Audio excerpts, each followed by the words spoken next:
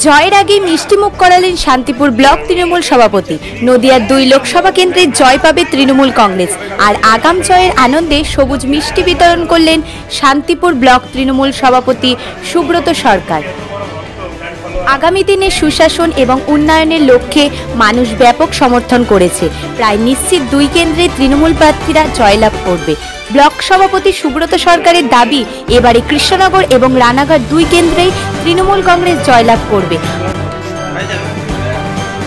মমতা বন্দ্যোপাধ্যায়ের আদর্শকে সামনে রেখে তৃণমূল কংগ্রেস কর্মীরা মানুষের কাছে দাবি রেখেছিলেন মামাটির প্রার্থী কৃষ্ণনগরে আমার দিদি মহুয়া মৈত্র এবং রানাঘাট কেন্দ্রে আমার শ্রদ্ধেয় নেতা মুকুটমণি অধিকারীকে মানুষ ভোটে সমর্থন করেছে।